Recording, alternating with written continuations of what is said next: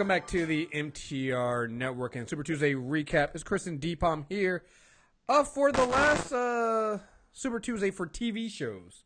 Because I'm going to leave the door open. Maybe we'll do a Super Tuesday for comic books or something like that of 2016. We are here to review the mid-season finales of Arrow and Legend of Tomorrow. Let's get right into it. Let's do Arrow, Season 5, Episode 9, What We Leave Behind. After an attack on Curtis, Oliver realizes Prometheus is planning to make a deadly move on all of Team Arrow. Felicity and Malone find a clue that ties Prometheus to Oliver's past. I think it's safe to say we now know why this season felt so much like Season 1 and 2. Right. Like, there was a lot of people complaining. They were saying, oh, well, I'm not really feeling this too much similar. They did it on purpose, and it's awesome. Like, it's amazing. Like, the flash... Like, remember you talked about how you can't wait until the next season where the flashbacks are no longer on the island. They're actually Oliver, like, for Season 1. They did it already. Like, the flashbacks... they jumped the gun. The flashbacks this season were... I was like, wait a minute, when is this? Wait, why is it... Oh, my God, this is Season 1. And I have to go back and watch it now. Those actually might be pulled from Season 1. I think some of those were. Like, I don't think they reshot those scenes. They felt like, cause I'm like, I think I remember this conversation. I think I remember Diggle telling Oliver all this killing was going to come back to haunt. Okay, so I was either this is really well done, or it's like the height of manipulation. Right. Like, I just watched it this morning, so I haven't had time to go back and check. I was like, I don't necessarily not remember this. Right. But I don't definitively remember it either. But here's the thing, like, it sounds like a Diggle Oliver conversation from Season 1. So it's it really like, does. I could believe that. Like, that would make sense because that was something Diggle was always saying. Diggle was always telling Oliver, hey, man, listen, you got to stop killing people. And I'm watching the scenes, and I'll say, the ones I do think they shot over again, I don't remember Oliver double-topping motherfuckers were already on the ground, yo. Like, yeah, I was like, this seems aggressive. Like, Ollie wasn't nice back then, but this seems... Like, he shot the dude who's on the ground in the chest. I was like, why?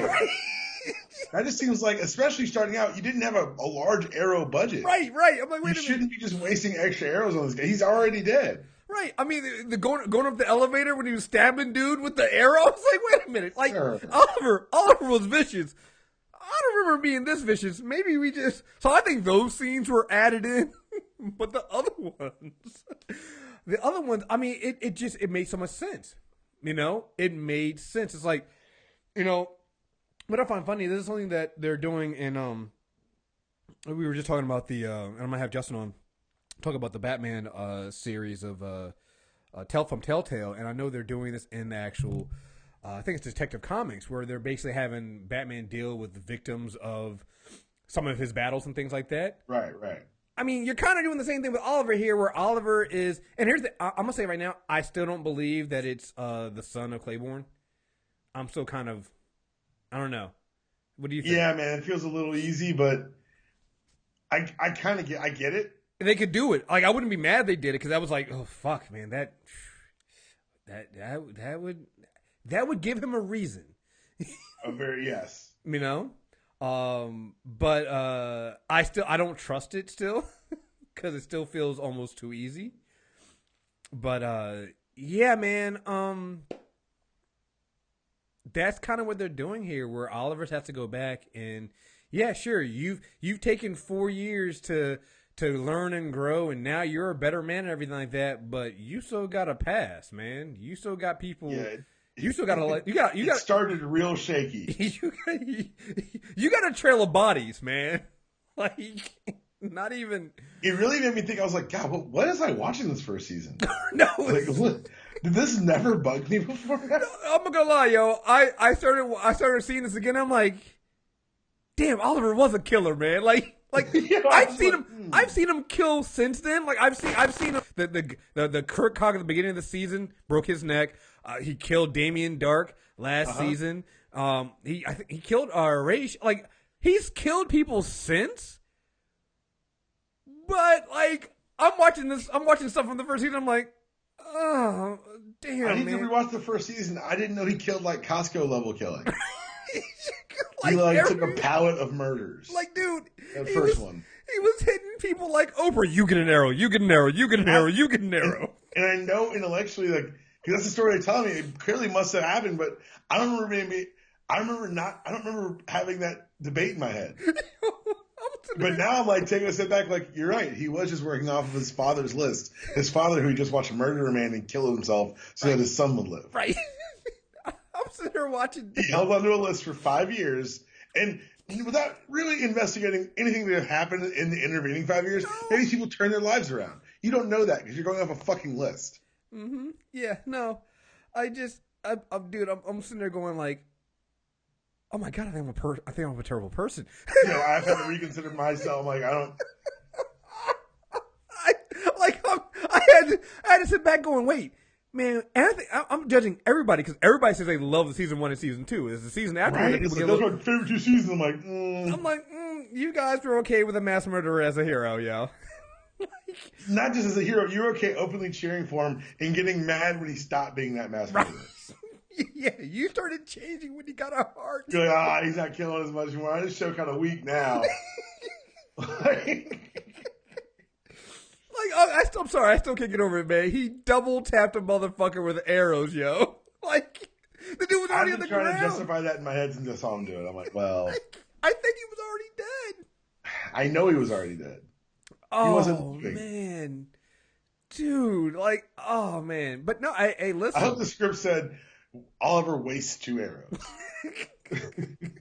Just Oliver gets real loose and carefree about the cost of arrows. Oh, man. I mean, it makes sense now because, he's sitting there talking, as Mary, talking about his favorite Christmas movie was Die Hard. I was like, yeah, of course. Of course it's Die Hard. What else would it fucking be, And Die Hard is a Christmas movie. I don't know who's actually arguing that online. I don't know who would ever say that Die Hard's not a Christmas movie. I mean, it's a Christmas movie. Yeah, of course. Yeah. It's one of the few I like. Yeah, it takes place during Christmas. There's a Christmas party. It's a Christmas fucking movie.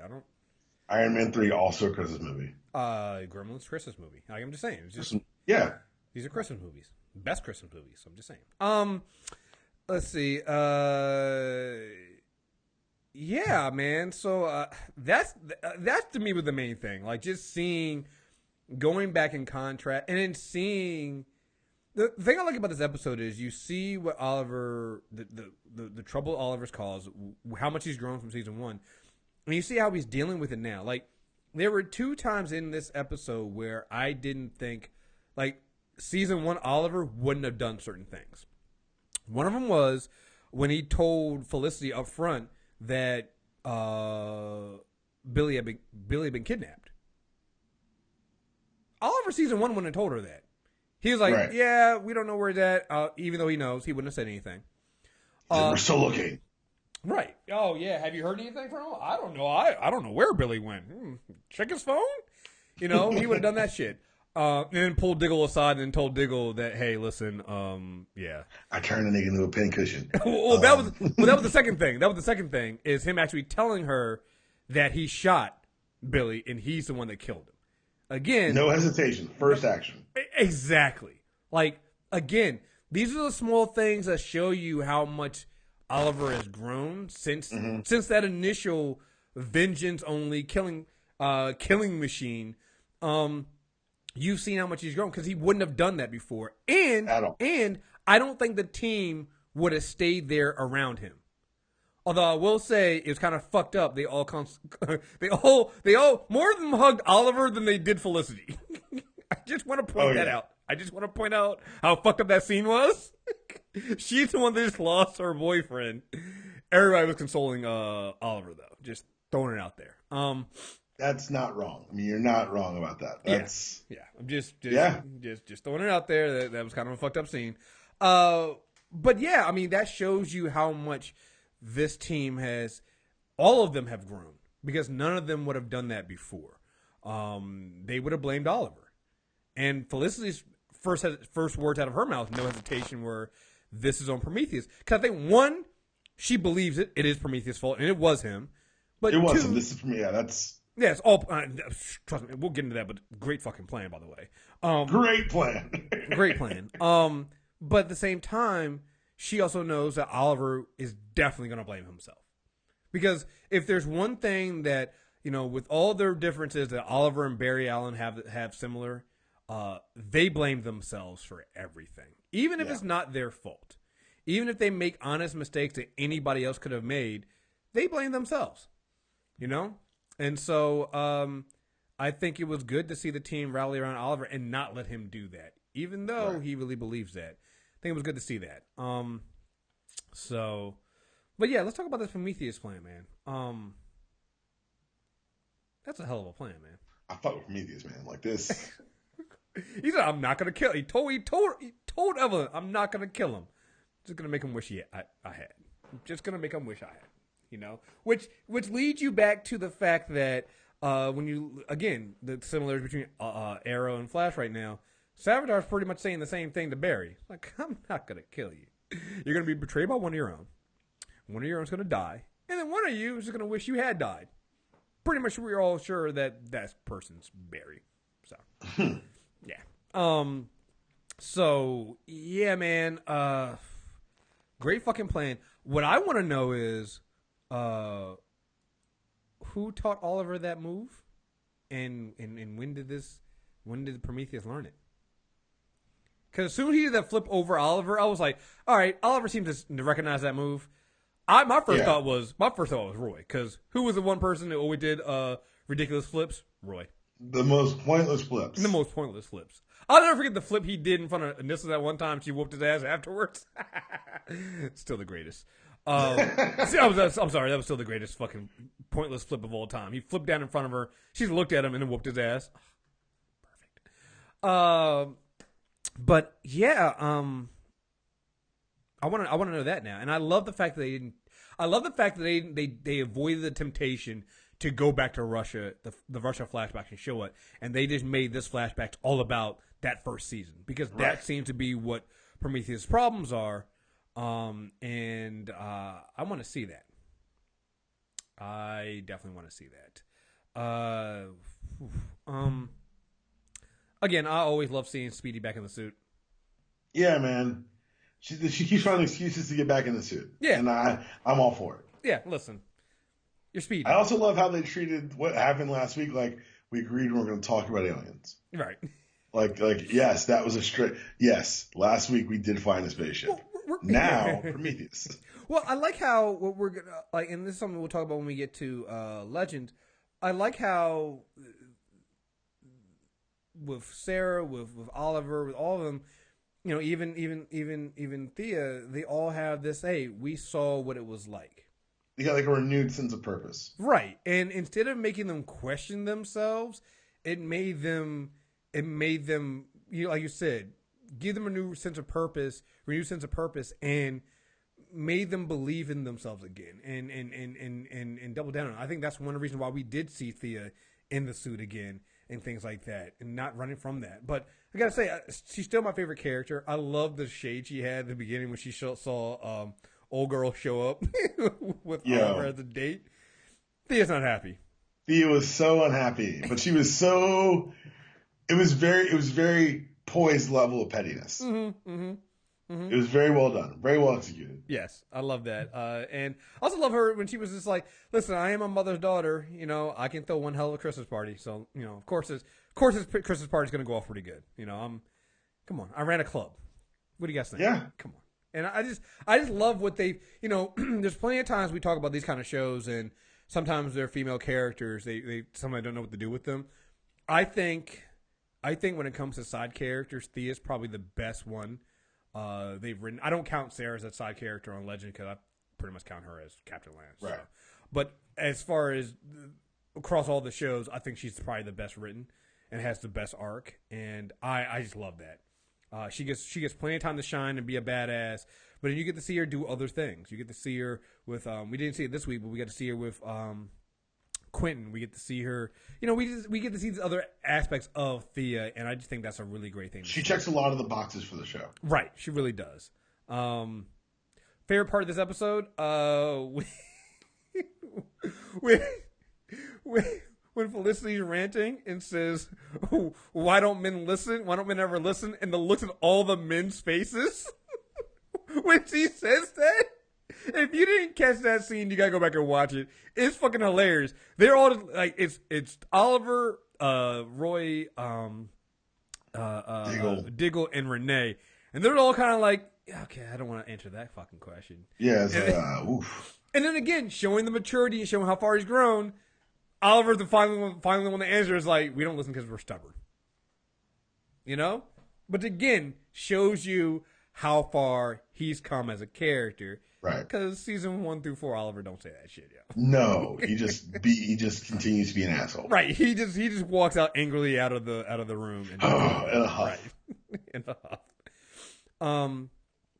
The other thing too, man, that you got to remember, which is going to make this is another reason why I kind of I almost want to believe that Claiborne's son is kind of a red herring.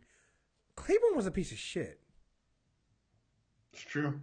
And so, yeah, I can see his son wanting revenge because Oliver killed his father and blah, blah, blah, blah, blah.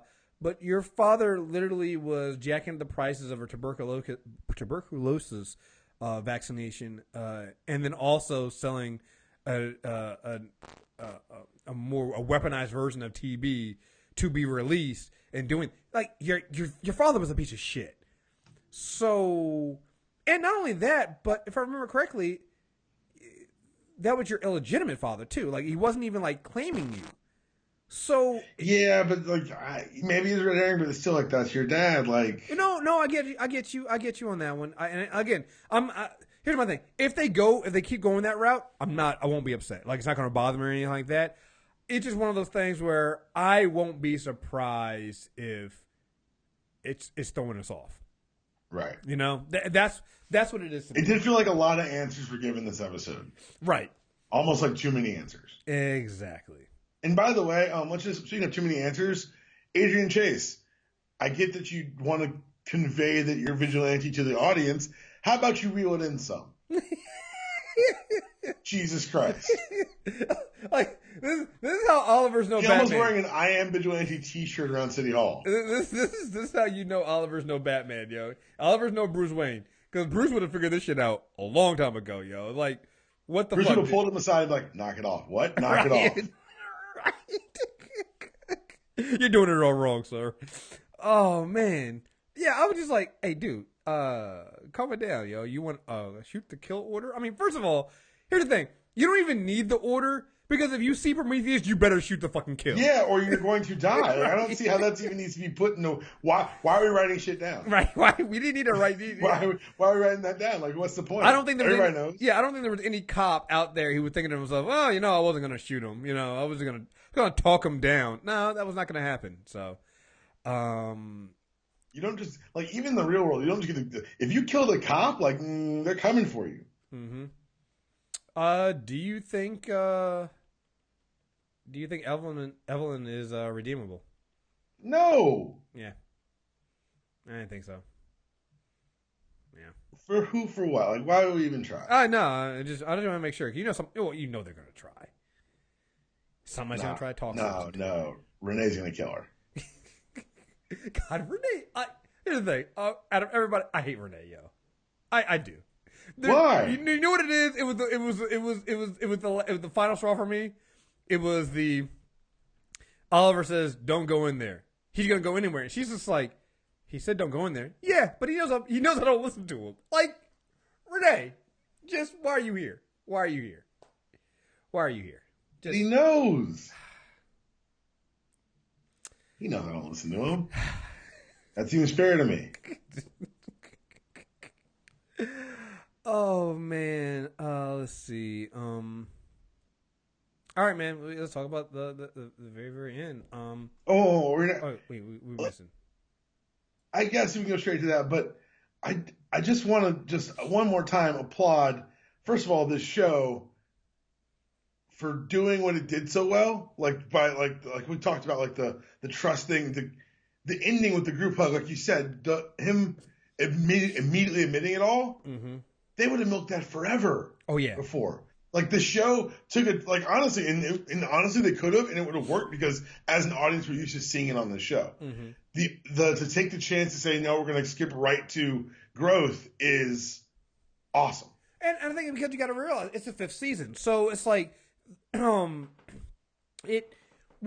could have done it, it would have worked fine. I think a lot of people would have been a little sort of like, oh my god. And again, this is where my problem with some people who watch the show come in at. They don't acknowledge the changes of characters. So like, if they had done that, that would have been perfect example of people saying, oh my god, Oliver again and the team again, and just being stupid, not adjusting, not learning. Okay, cool. But we've done this. Like you said, we've been through this before, and that's what I love about this season. We've seen them go through things like this before. We've seen them be betrayed. We've seen them have people kidnapped and things like that. We've seen this happen before. We've seen people die and have an opportunity to lie to protect the other person that you care about. And they just didn't do any of that this season. Matter of fact, I'm sorry. There's one thing I forgot. Curtis and his husband. No, I was about to say, look, the one thing I wanted to bring up was Curtis. Yo, I'm really glad that when he fought Prometheus, he got his ass kicked. Oh yeah. I was like, you know what? If he can fight all of a sudden, I'll be really pissed off because I've watched him fumble and bumble for the last 10 weeks. Yeah, no, he still can't fight. And I love the fact that he's basically saying, hey, listen, and it's the same thing I kind of register with sadly with Felicity too late, that listen, he had to be true to himself. He's not going to give this stuff up. And I love that his husband was just like, I can see it in your face. It's the happiest you've ever been. You've been coming home beat up. You've been coming home, all this stuff, but it's the happiest you've ever been. But I can't live like that. And that was tough. Like, I'm sorry. That's tough. Nothing to say about that. That you had, almost forgot. Diggle now being tricked to come home and getting recaptured now. Yo, Diggle.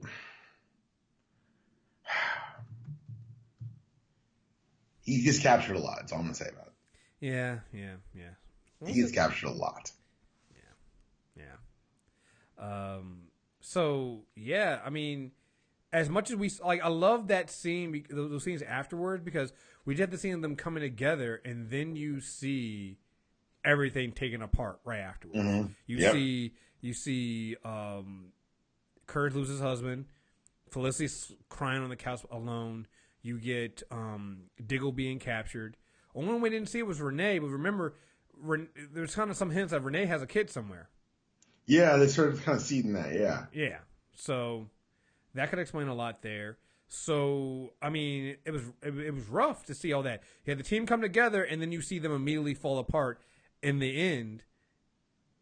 And then Oliver shows up, and Laurel Lance is sitting there. Is that Laurel Lance? I probably not, but okay. I mean, it can't be. So there was a body. I don't know. Look, here's the thing. I don't even know what to say about that one, yo. But the thing is, like, and this is something that I think isn't lost on us, that a lot of this show's been getting back to its roots this season. Mm-hmm. And resurrections aren't exactly the roots of this show. Mm-hmm. And so now I'm wondering what the hell's going on. But then you also remember there's a Laurel Lance duplicate from Earth 2 who's on Earth now. Was she ever killed? No, she was captured. And that was also pre-Flashpoint. Oh, shit. Yeah. Yeah. And she called him Ollie. Did she call him Ollie before she died? I think so. Okay. I just thought it was weird because I was like, because Ollie Queen is like his name in the comics. Oliver is very much this Ollie. Mm-hmm. I usually like to remember when I hear I've heard Thea call him Ollie a couple times, but you generally get Oliver out of people. Mm-hmm. So the Ollie stuck out to me. Mm-hmm. Yeah. So it'll be interesting. We'll see what happens. I'm not gonna lie, yo. I saw that. I was just like, yo, y'all better not go to. Oh, hey, with the fucking black. Like, cause it's like you don't even get. Here's the thing. I didn't even get enough chance to see if it was something like Legend of Tomorrow, where it was all in his head. Like, it just. I didn't get anything. I was just like, wait, what? Like, you can't.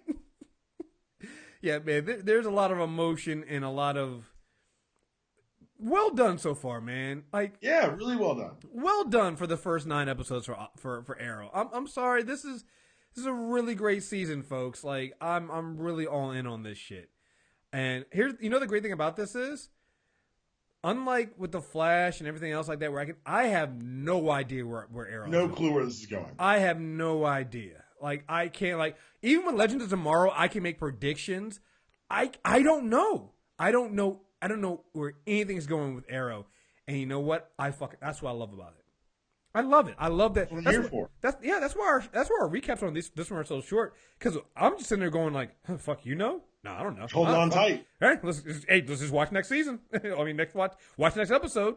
I have no idea. It's going to be crazy again. Probably. That's all we can really say. This is also why I kind of avoid. I know there are casting rumors and I try to avoid this particularly for Arrow. Because, like I said, I'd rather just be surprised about what happens and what goes on. So, hey, here's the thing. There was a body, but what's Nyssa been doing? That's a good point. I just thought, I just thought about that. Because there is one casting news that I do know for Arrow. And I immediately thought, wait, Nyssa, where's Nyssa been at? Then I was like, wait, her and Laurel did have a close bond, and I was like, oh my God, there is a body. Has anybody checked on it anytime soon? Oh man. Because I'm just saying, Flashpoint, who knows what happened? You're right. You're 100% right. Holy shit. I mean, the show, man. Yeah, damn it, man. It literally just hit me. I was like, wait, that actually could be Laurel. Yeah, I mean, now that you're saying it, I'm like, God, it really could. I'm sorry. Like, this is literally real time. My reaction, like, oh shit, man. I mean, how many? I mean, because remember, before Flashpoint, we knew that Nyssa said she destroyed the Lazarus pits. Yeah, she destroyed the Lazarus pit. Maybe she didn't. Yeah, this isn't that reality. Maybe she didn't. Oh man. Hold on tight, folks. Hold on tight. I can't wait for this to come back, yo. I need answers. All right. Moving on. Let's move on to Legend of Tomorrow and the 1920s. Legend of Tomorrow, Season 2, Episode 8, The Chicago Way. The Legends track a time apparition to 1927 Chicago and realize they've been set up by Earball Thawne, Damien Darkh, and the newest member of the Legion of Doom, Malcolm Merlyn. Anytime you add Malcolm Merlyn, Earball Thawne, and Damien Darkh onto a show, you have my attention. Yo, can we just follow around the bad guys for an episode? Listen. Like, they should do that. Like, if you play with the format, just kind of, honestly. From their point of view, yes. Yes. An entire episode of just following them. The Legion of Doom. They may not call themselves that yet. I'm calling them Legion of Doom. Hey, it's in the synopsis. That's what it is. There it is. And we have the greatest line in the history of Legends Tomorrow this week. You can reverse brain damage. Why haven't you helped Rory out? Gideon replies, who says I haven't. I want people to remember, Mick was kidnapped and turned into a time assassin. He was Kronos. He hunted himself. Gideon probably has helped him out. Now you think about it, yeah, you're right. I didn't even think. I thought that was just her making a joke, and now I'm like, oh my God, she's right. She probably has helped Mick out. She's right. Here's the thing I love about this show. Like Legends is doing this season what I would have loved for it to do season 1, and I understand they couldn't, and I'm not going to relitigate that. But they're connecting so many different things. You have Thawne now on the ship. Remember, Thawne in season 1 of Flash had Gideon. Right. You have him using the device again on Stein that allows him to make himself look like anybody else. He perfected it this time so he didn't kill anybody. I mean, you these are all throwbacks to that first season of the Flash, and it feels so natural. Like you miss them if you didn't think about it, right? Right. I mean, it's just you're right. Anytime you bring these and you bring these three villains together, right? They just devour the scenery. So good. So fucking good. I love I love just seeing anytime you have Malcolm and Sarah together. I love that together. You know, like when Sarah tells him, "Those who can't teach." Oh, those who teach can't. There's those who can teach, and those who can't who can only do, or something like that. Some line she said to him, and then whoops his ass. And you remember that? Yeah, Malcolm. I think Sarah. You know, you forgot Sarah was kind of the chosen one. So Sarah's got these hands, right? Sarah was the desire to deliver them unto you. Yeah, so Sarah was the one. So yeah, so you need to fall the fuck back. Just consider the repercussions of your actions. Of course, there is an speedster gun on the Wave Rider. Why not? Look, man. How are you going to shoot a speedster, man? When he's not looking. Yeah, but he was looking every time they shot him. Oh no! If you think about it, they only got him. Both times. I thought about that. Both times they got him when he wasn't looking.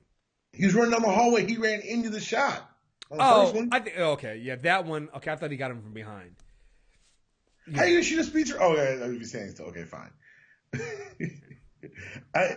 Look. I'm just a speedster. I'm a Flash nerd, so I was like, oh, this is species at best. Like, they make Captain Cold's gun work because he slows down the air around him. Right. So he can see the Flash. Mm-hmm.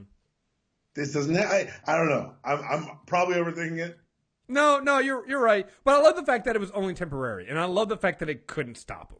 You know? Yeah, that it was him down. I like the fact that it was just a mild annoyance to It's Thawne. basically a baseball bat. Right.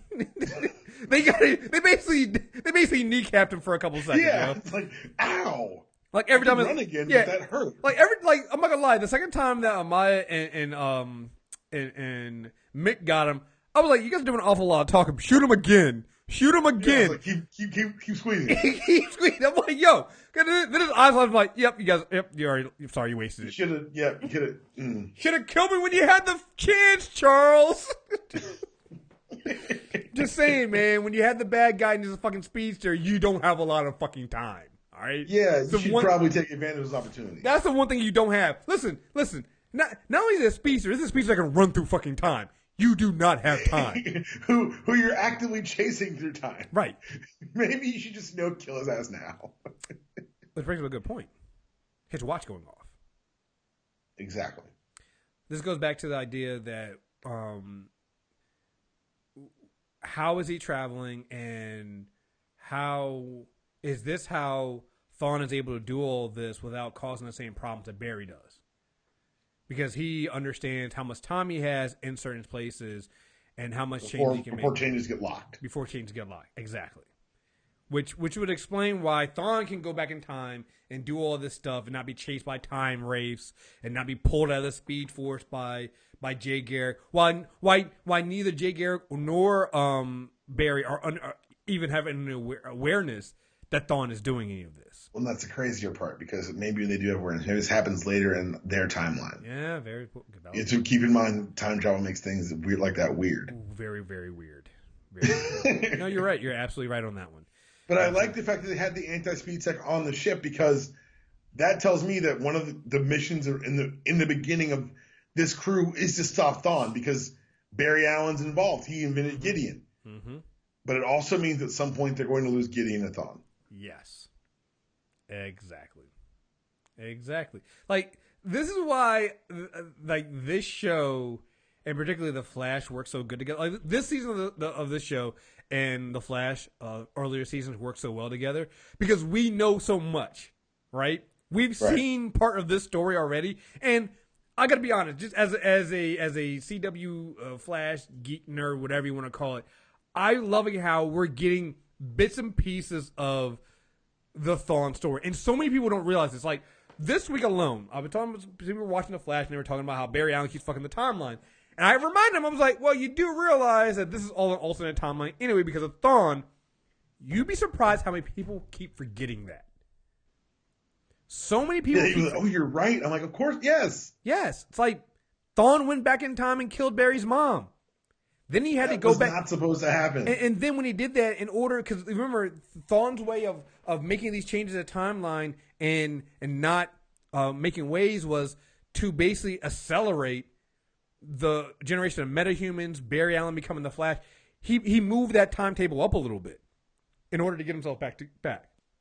You know, and he changed things that way. But he was very, very careful about it. But that made an alternate timeline.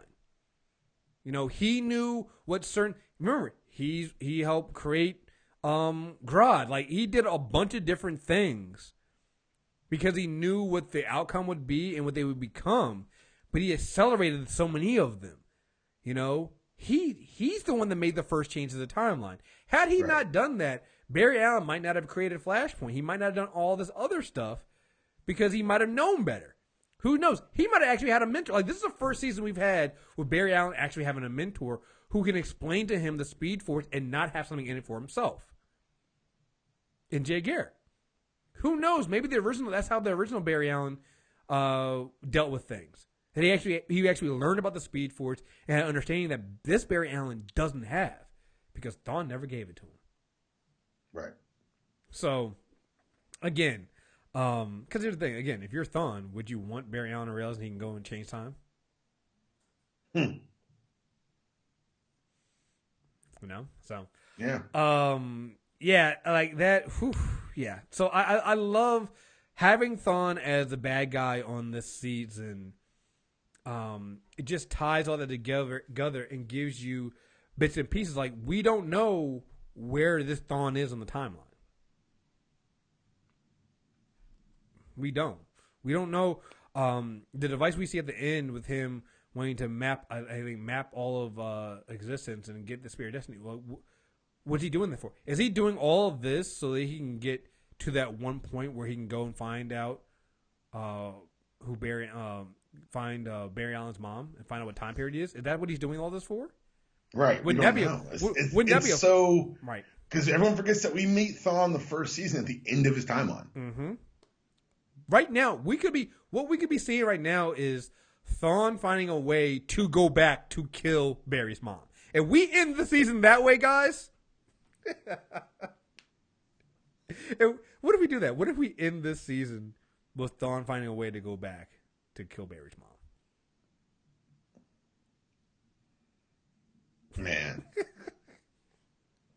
Like, it's so comic booky. And I'm telling you right now, people are going to be so confused. But if they do that, I'm going to be so excited. Like, if the end of this season is Thawne getting away and popping back up in Central City at that house.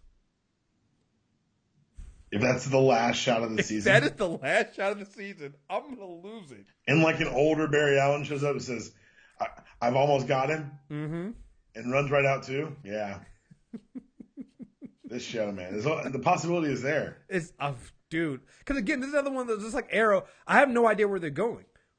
Even though we got more and we see, like, we have no idea when they pulled Malcolm Merlyn in this. And I believe, by looking at this, I think this is Malcolm Merlyn after he lost his hand. So I think he went and pulled Malcolm Merlyn. He had the glove on. I checked. Huh? I checked. He had the glove on. Yeah, he had the glove on. So he pulled him in from 2016. So he pulled Malcolm Merlyn back from the future to come in on this. So what is Thawne really doing here? I'm very intrigued by this. I'm very, very. It can go a lot of ways, and I'm not. And I think one of the problems people have ingesting this stuff is when you're so excited, you start planning things in your head, mm-hmm. and if it doesn't go the way you planned it, you start saying the show's bad. Right. Yeah. So what I would challenge people to do is to say, I'm excited to see where the story goes, and then stop. Yeah. And fight that inclination to, like, say, well, here's where I hope it goes. Because any deviation from that point is going to upset you and kind of interfere with how you're, like, enjoying what you're seeing. Yeah, just sit back and watch the show. Just enjoy it, man. This is one of those things where we've reached a point, I think, across all 4 shows that we cover on Super Tuesday, on all 5 if you count Supergirl, that we've reached a point with the storytellers that we as an audience can trust them. Mm-hmm. Yeah, no. Multiple seasons in, at this point, we're good. even with Supergirl, this is Supergirl and Legend of Tomorrow, the second season. Their second season, they're so much better than their first seasons. Oh no, we're all in. I'm all in. They figured out the mistakes. They made such a better deal. I'm all in on this stuff. So yeah, whatever they decide to do, I'm in. It's just like you said, just stick around for the ride. Sit around and take it all in and see what happens. Stein is so fucking stupid. The dumbest, smartest person on the ship. He's just fucking stupid. Like I love the fact that they paired him with Jax, and Jax is so much more intelligent, and just wise about things than he is. Right. Like Jax is just telling him, you gotta tell him. Just fucking tell him. Just go out there and do it. Come on, Gray. Come on. The one thing I will say, I do kind of wish Jax could have picked up that it wasn't Stein. Yeah, because they had that mental connection too. Right, and you can see that he thought something was wrong, and he couldn't figure it out. Well, I mean, I like the fact that he's the one who was the most suspicious and who watched the cameras to make sure to see what was wrong with his friend. Right. Like I think they played it well enough, but I'm like you. I would have liked him to be more on the ball with it. Yeah. And I also love the fact that listen, They figured out ways to handle Firestorm and explain why they're not together. Because again, last time we saw Firestorm, they just transmuted a giant fucking bomb into water. Right. All right. So again, you got to find excuses as to why you can't always have Firestorm because it's a giant cheat code. So I love in this episode here when they find out that when Damien Darkh shows up, they're like, oh fuck this, we gotta go, and they go to merge. Stein's like, Thawne's like, oh no, we're take you guys out of the picture. Take that out of the picture. I'm like, oh, that makes sense. That's a smart thing to do. And you know what? Makes sense as to why they're not together. That's how you got to deal with it. They're the biggest threat in the room. Separated them. There you have it. Makes sense. That's all you got to do. You know? So, because that is their Achilles heel. If they're not together, they can't merge and they can't be Firestorm. So what do? You keep them fucking separated.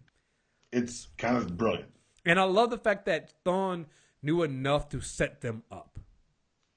And is aware, because what the next thing that does is that puts does something that we didn't have in season 1 with Vandal Savage, where you now have the Legion of Doom. They know that the Legends are after them, so they can now set them up. They basically set them up with Elliot and Ness. They set them up and they with Stein by release of getting Stein and having Thawne propose as Stein and things like that. So it's like by doing that, it means that, you know, this is going to be a different challenge for them. You're basically going up against another set of time travelers who know just as much information as you do. They know what can't be changed. Like your way, the Legends way up until this point has been, all right, we know what history is supposed to be. So all we got to do is show up at this time, this point, do this thing, and we're saved, and we can save the day. Well, Thawne used that against them. All right, you guys are going to be at this bar at this time because you're going to raid it to try to get that ledger. No, not going to do that this time. We're going to set it up so that you guys show up there, take the bait, and then we're going to set a trap for you. They got thoroughly outsmarted at every turn. Yes. This is basically an episode-long version of the ass whooping the JSA handed them. Mm-hmm. And here's the thing. When you put in Thawne, Darkh, and Merlyn, of course you got outsmarted. Yeah. It makes sense. You're 100% right. Of course you got outsmarted. I really like Amaya and Mick. They're such a good pair, even though they're complete opposites. I love that she I love she at the end, she was like, he's like, wait, you stole this? Yeah, you know what? You know, you're right. Being a criminal sometimes is fun. and I like that. But how crazy do you think Mick's going? Pretty crazy. Or all these changes they're making, we know it's in his head, but it's not in his head. Does that make any sense? Yeah, no, makes sense. Like well, here's the thing: we know Snart comes back. Yeah. Like that's not something that is a spoiler thing. We know. I mean, they announced this last year that he's coming back over all shows and he's going to be a regular. So whatever that means. So at some point, Snart comes back. So you're right. Maybe something they change brings Snart back. Or remember, Snart died at Vanishing Point, so who the fuck knows what the rules are there? Or maybe Thawne pulls in an older version of Snart. Who knows? But yeah, I gotta be honest, it was just good to see him on screen again. I just needed that. And we've missed that criminal element because Mick hasn't been the same if you think about it. He hasn't. He's been really shaken since losing Snart and kind of adrift. And we saw him try to do it with Ray, try to literally replace him. Mm-hmm. And I think that he's found a new counterbalance in Amaya, but it's going to be interesting to see what this Snart ghost really does or means. Or I like the speech. First of all, I love Wentworth Miller just being back on the show. Yeah. And his speech about the angel, like the way the line delivery, like he's just so over the top that it's so good. That it's so good because you're like, what kind of guy would let himself be called Captain Cold? Right. This kind of guy, right. Like this over the top, melodramatic, crazy motherfucker. Like this is the kind of guy who would be like, Captain Cold, I like it. And you know the problem is he was making sense. Made so much sense. I was like, yeah, you know what? Start not wrong, man. He was like, you know what? He was like, you know what? Being the hero gets you being dead. I should know. You know, he has receipts. He has these heroic receipts of death. Mm-hmm. Just saying, man. I kind of, I don't know. Like I said, man, it's one of the things I miss Snart. I need Snart back more fully on the shows, just because. Like I need Snart next season of The Flash. Got to be the Rogues, man. Come on. It had like there's nothing else left. You got to give us the Rogues. You're getting a Savitar in season 3. Where you give us the Rogues. You got to give us the Rogues, man. Because I need Snart being Snart. And again, they can be a bigger bad because you know what the Rogues aren't a big bad, right? Because they're just about being criminals. They're not about taking over the world and destroying everything, destroying Central City. That's not them. So you need a bigger bad and maybe at one point even get them turning on the big bad because that's not them, right? But I need Snart leading the team, man. I need that. Like you said, his line, Wentworth Miller's line delivery on this stuff is just so good. Speaking of so good, Ray and Nate, man. Nerds. Just nerds. I love nerds. No, listen, the opening scene with Sarah coming down, don't make me come down here again. And they started talking behind her back, and he came back around and just gave him the look. She basically was, I can still hear you. Oh. What do you say, nothing? Oh, man. Their bromance is ridiculous, yo. They're fucking nerds. They're like annoying little brothers, you know, and Sarah's like the older sister, like, God damn it. Oh man, the little back and forth sibling rivalry and stuff like that. It's just so good, man. Really love that. What else we got in this episode? I'll point this back up. Give me 1 second here. It was pretty much it. Like I said, we don't know what Thawne and them were really after. They got the Well, we do. They're after the Spear of Destiny. Oh, yeah, right. You're right. We don't know what they're going to do with it. Which is for comic book nerds and is huge. Mm-hmm. This is essentially the weapon that allegedly kept the superheroes from getting involved in World War II. Mm-hmm. It's how Hitler rose to power. And if they're after it, I don't know how they're going to use it in this continuity, but it's an object of great import in the DC universe. Mm-hmm. So them even name dropping it is very interesting, and I'm excited to see what they do next. Maybe it's a way to stabilize, like you said, time travel where you can create anchor points to allow Thawne to kill Mary's mother. Yep. Again, remember, I think it's very important that Thawne had the watch go off to kind of show that he has to do whatever, he has to go back and do whatever he wants to do, or he has a certain time to what he's doing. So right, yeah. Rip Hunter. Oh yeah, brought that up. I mean, okay, Rip. All right. It's not your shit. I would profit off my crazy shit too. Yeah. But like, is he doing it intentionally? Is he been mind wiped and like is this like his memories fighting through? Yeah, I don't think he knows. But at the same time, Rip, when you do come back, it's not your ship. I just want Rip to know that. Like, no, Rip. Guest, you'll be like, you'll be just welcome our guest, Mr. Hunter. This is my ship, Captain Hunter. Ooh, you left. A lot of things she did a way better job than you. Yeah, a lot of things happened since then. And yeah, Sarah's a way better captain. Way better captain. So we just gonna make you I don't know, private first class Lance. I mean, private first class Hunter, maybe that. Special advisor to the Captain Hunter. There we go. I think that's fair. Secretary Hunter. Mr. Hunter, Mr. Hunter really works for me. Mr. Hunter, okay. Right. That's as far as I'm willing to take it because Rip Hunter was a terrible captain. Yeah, he was a fucking terrible captain. I love the joke. Stein's about to kill Sarah in the library with the rope or the candlestick. Mm-hmm. That was it didn't have to be. It didn't. It's a joke you didn't have to tell, but I like that you did. Yeah. Yeah. All right. We didn't get any new reviews, but we do have some an email, and then a Black Woman shout out I'm going to do. Give me a second. Where is the email we got?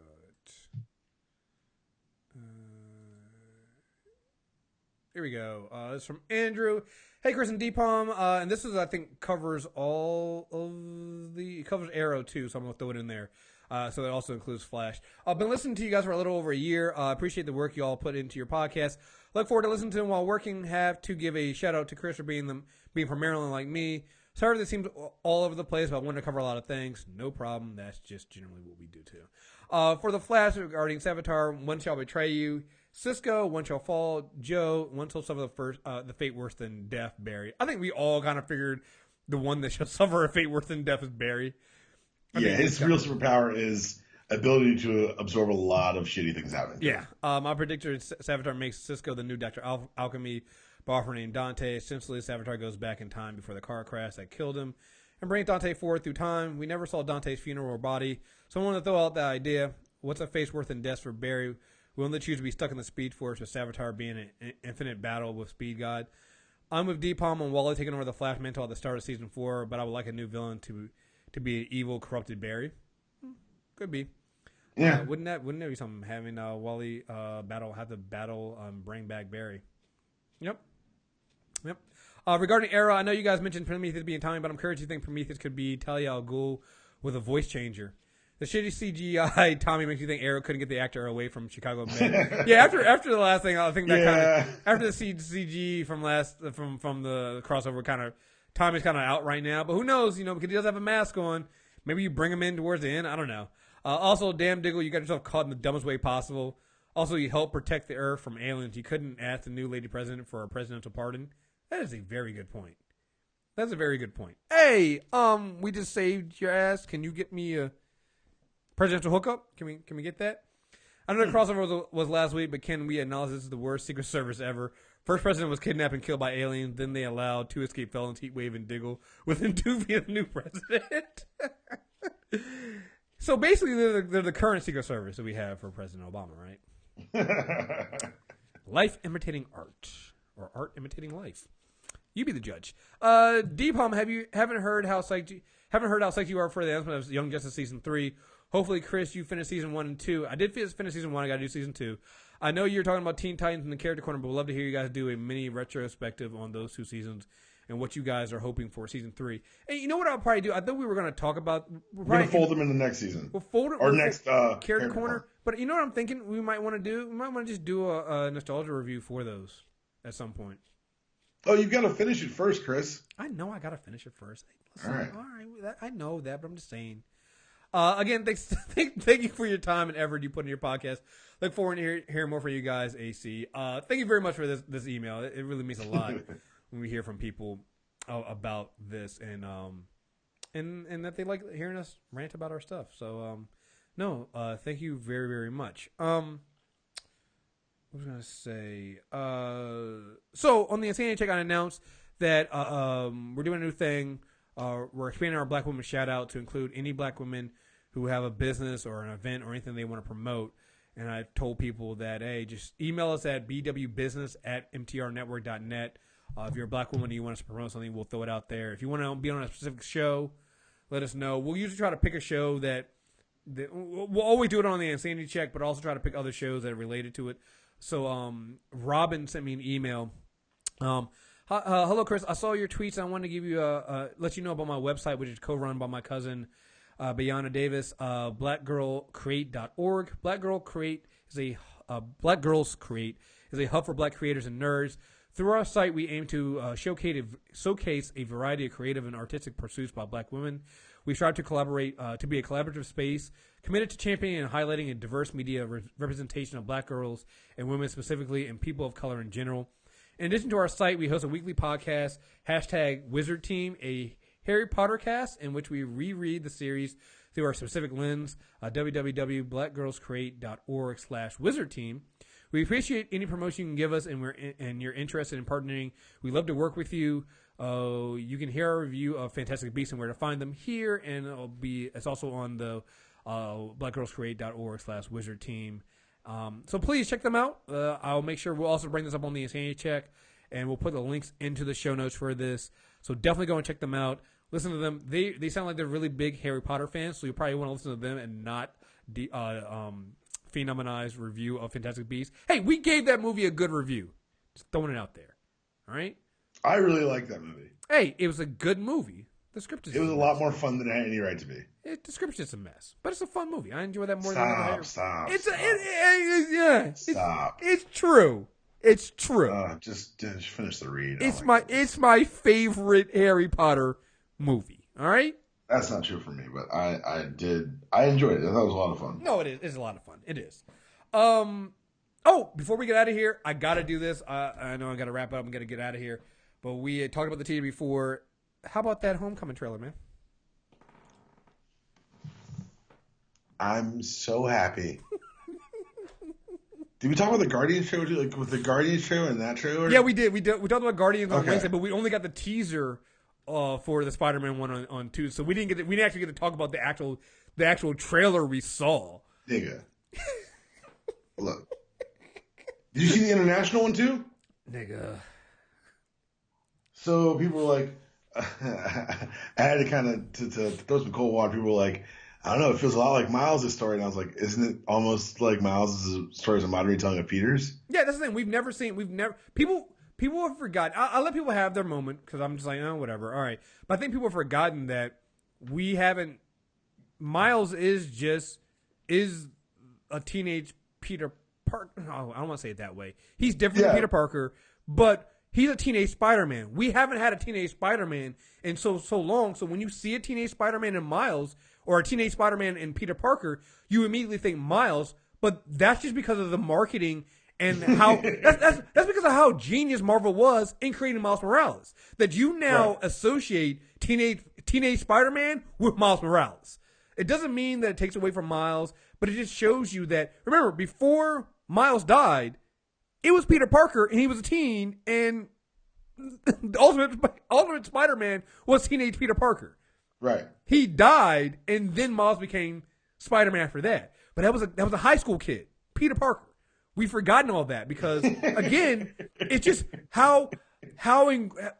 again, when it comes to creating new characters and legacy characters, Miles Morales is such a great character. Perfectly way. You couldn't have done it better. Because people have forgotten about teenage Peter Parker. They have literally forgotten about teenage Peter Parker.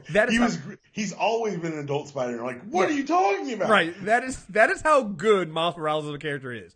And I don't want to take away from Miles, and I get people feeling that way, but you feel that way because you don't remember teenage Peter Parker. and you know what? And that's why I didn't care about people saying that because I was so happy. I was proud for the web wings. I was proud for Marvel because I'm like, they've done such a good job with Miles Morales. People don't. This is like the kids who grow up and are now upset because their president has always been black. You know, That's what this is like. People are like, "Wait, that looks like Miles Morales." I'm like, "Wait, you guys don't remember Peter being like he was also in Spider-Man? Like that's like this is you don't remember that? Oh, this is awesome. No, that's a great thing. But yeah, dude, web wings. I loved. People were like, I don't know if Irony's in this movie because he and Downey Jr. have amazing chemistry. It's not a hug. That wasn't a hug. It's not a hug. I'm just reaching for the door. No, dude, the final shot of nigga, look, see now that shit right there, that's cheating. That is out of a comic book, man. That is fucking cheating, Marvel. Iron Man flying with Spider-Man swinging beside him, like through Queen, oh yeah, dog, come on. That's cheating. That's cheating. All right, I'm sorry if that right there at the end of the trailer didn't get you excited. And I know some people were like, "Oh, well, that's probably the last shot." I'm telling you right now, no, it's not. If Marvel put it in the trailer, you should know better at this point. You should know better. There's more than that. Like, dude, I'm so excited. I like the international trailer showed a little bit more of him in the suit. Yeah. But I really enjoyed like the high school people. I don't know. People are, I guess, one way or the other about the high schools. I love the high school feel of the first one of the domestic trailer. I like that one because it shows you how different it's going to be. Right.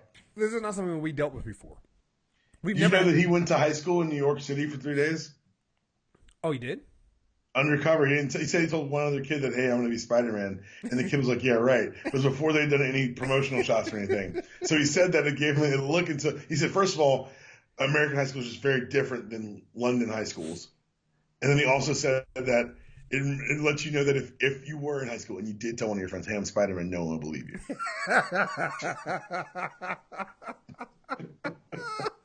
That is amazing. That's a great point, though. Hey, you know what? I'm going to be Spider-Man. Man, get the fuck Shut out up, of here. man. Shut the fuck up. Nerd. Yeah. Nerd. Oh, man. That is amazing. Oh, dude, I can't wait. And this thing, man, I like the Vulture look, yo. I've been waiting on it. Like I saw that shot of him coming down with the wings. That is what they showed at the very, very end of the teaser at San Diego Comic-Con. I was like, dude, I think the Vulture is gonna look fucking amazing. And dude, Keaton's gonna kill it. Marvel guys, we still have the Hulk and Thor together. Hey DC, cancel 2017. Cute cinematic universe you got there. Marvel announced the release date for Homecoming, the Homecoming sequel today too. After they did it so the trailer gets released and they go, yeah, Homecoming 2 is gonna, the Spider-Man 2 is gonna come out in 2019. Like the trailer, not the teaser trailer. All right, yeah, the teaser. The movie hasn't come out yet, and Kriss, they're gonna make so much money. $1 billion. I told you guys. They're gonna make so much more than $1 billion. Like, I'm sorry, guys, $1 billion. This could be a $2 billion movie. Dude, I just looked up at the Rotten Tomato score again of Doctor Strange. It's at 91%. Like, guys, nigga, look, they don't miss. I don't know about this new car. Someone was like, the Guardian sure feels like a lot of one-note jokes. I'm like, oh, now we doubt Marvel. Now we choose to doubt. Okay. So you're not going to see Baby Groot. You're not going to go just to see Baby Groot talking to Rocket. Okay, sure. I am Groot. Okay. Mm-hmm. All right, sure. I am. Sure. Mm-hmm. Sure. Sure. Okay. And I'm really glad that it's Vin Diesel again. I was afraid they'd replace the voice. Yeah, that is so good. That makes it even better, yo. It makes it even better. Small ass Baby Groot, his voice by Vin Diesel. It's perfect. Oh man! Only thing better today is that the Fate of the Furious comes out today. The Furious. Nigga, look, that's a title. Listen, I'm watching that movie. Like I don't like even this last one. I was like, well, I don't know. I mean, it was okay. It wasn't as great as 6. The last one is ungradable because of how many people, quote unquote, didn't cry when they had that Wiz Khalifa song, Paul Walker's Ghost. Right. So it's like that. And again, you had a cast member die. Like, there's a lot of things going on. Listen, Furious 8 and F. Gary Gray is directing it. Oh, nigga, come on, y'all. Come on, nigga. We not. Give me my ticket today. Come on. I'm there, y'all. Listen, you're going to hear more about us talking about 2017 movies coming up soon. That's going to be the last Insane Check of the year. Between me, Dpalm, we're going to get Shanna and the Doctor on because you guys loved us so much being together. So stay tuned for that. All right, I got to get out of here. But remember, Super Tuesday Recap, iTunes, Stitcher Radio. You can email us at mtrailerreviews@movietrailerreviews.net. If you're a black woman, you want us to promote your business, remember bwbusiness@mtrnetwork.net, and we'll get that out there for you guys. Again, guys, thank you very much for listening. Until next time, we're out of here. Peace.